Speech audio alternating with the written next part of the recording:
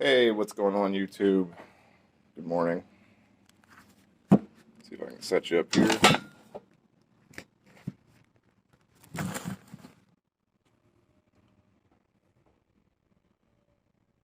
Just drinking some coffee, trying to wake up.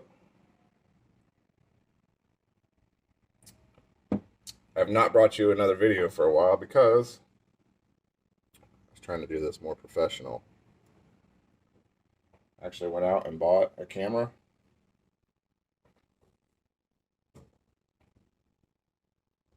Oh yeah, we're getting fancy now. And I came out here this morning to make you one, and it was dead. So I'm charging it. We'll let that charge. I'm charging it so that I can make you a video. But I figure since I can't use that, I'll use my phone. Oh, it's a little chilly in the garage. As you can see, I'm working on the bike. And I didn't record me removing the tire. But I plan to record me putting it back on. And really the procedure's just the opposite. So you'll get it. You'll figure it out. I got the tire off, as you can see. I got a rag on the floor and some cleaning stuff. Some Formula 88. This stuff's really good. I'm not an endorser of this product or anything. It's just what I like to use, but it's a cleaner degreaser. You can get it at hardware stores. I sprayed everything down with that, and the camera's falling. Oh no.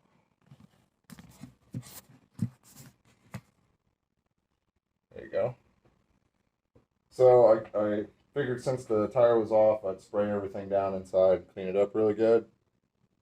And because you don't get too many opportunities to do that. But what I ran into was, like everything else, when you go to do one thing, which I just needed a back tire, the tire was completely shot.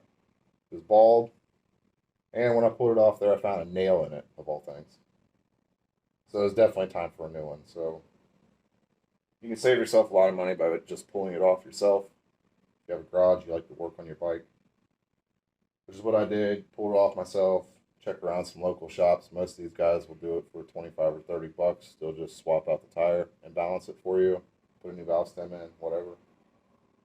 So that's what I do. Instead of going to the dealer, the biggest expense I have is the tire. I'll pull the wheel off myself. It saves you a lot of money. But what I've run into is not only was the tire completely shot and I needed a new one, but my brakes were almost no pad. So I'm going to have to put new rear brake pads on it. And I'll do a video on that as well. And this, sitting in front of you. And there goes my camera again. Wow, guys, I'm sorry. There we go. So this is my rear pulley. And these little pieces right here are called cush bushings. And when I pulled it off, I always thought I heard some kind of metal in the rear end. I wasn't sure what it was. I suspected rear wheel bearings. And when I got it off, I checked the bearings and they seemed okay. The bike's got about 41,000 miles on it now. When I took this off, this is what I found. See the shiny parts in there where it had been digging in here. These cush bushings, they sit in here like that, and then this goes on the hub. These are worn out.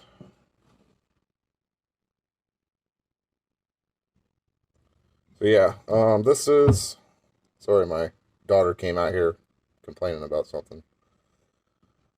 So yeah, these are wore out.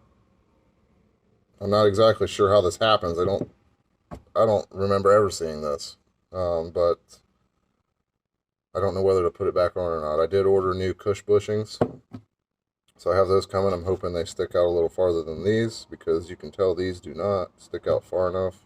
But yeah, that's my pulley. And to top it off, this is a 2008 anniversary bike. To top it off, 2008 was the only ones to use this particular pulley and these particular cush bushings. So that really makes it difficult to try to find this pulley. There goes my camera again. I really wish I'd have just charged up my other one. So yeah, that's what I'm dealing with.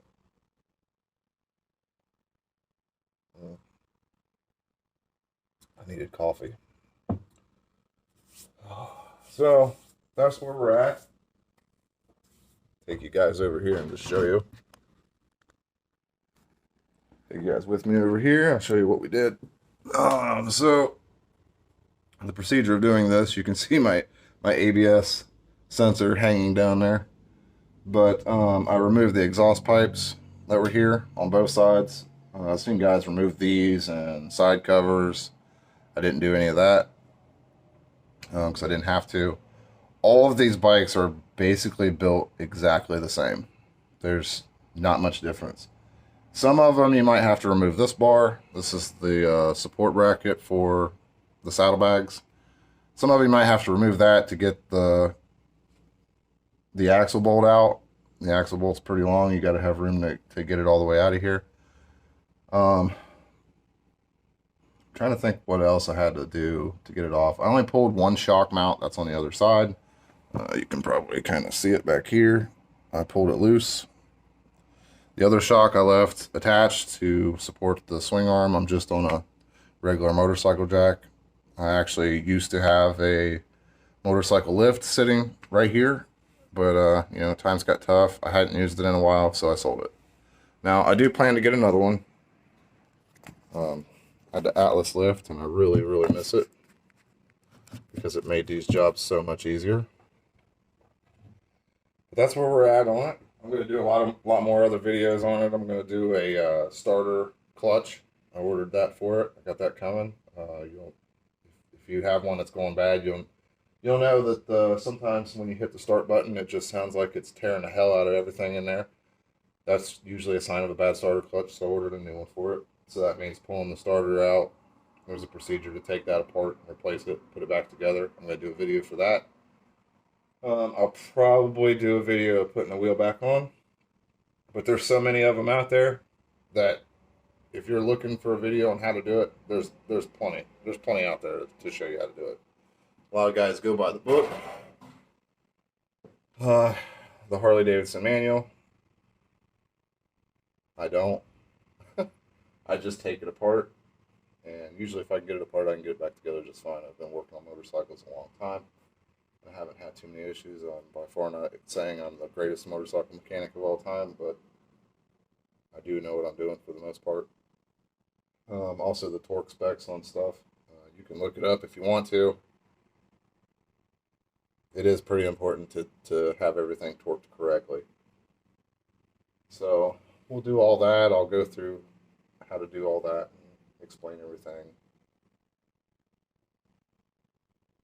Oh, the coffee's hitting really good this morning, guys. Alright, well, I guess that's the video for now. I'm planning to bring you plenty of more content. I got the action camera. I'm looking to buy another action camera. Beginning of the year, I'm going to get a new motorcycle lift, I think, because I have a lot of other projects I want to do. So we're going to go over all that. We're going to do a couple things to the KTM 50. It's over here. My son's little bike. So we're going to do some things on that. It's going to be good. I'm bringing you plenty. I'm going to bring you a lot more content. I only have like 2 videos out right now. They're really poor quality, guys. I apologize. I'm working on it. I'm not that great at this right now. But I am working on it, I promise. So there's the 08. It's going to get a lot of stuff. I would really like to hear your comments on this pulley because is it okay to use this? Can I put this back on? Or should I just replace it? I'm thinking just replace it. Alright guys, thanks for watching. Remember to hit that subscribe button and we'll be back with more content. Thanks.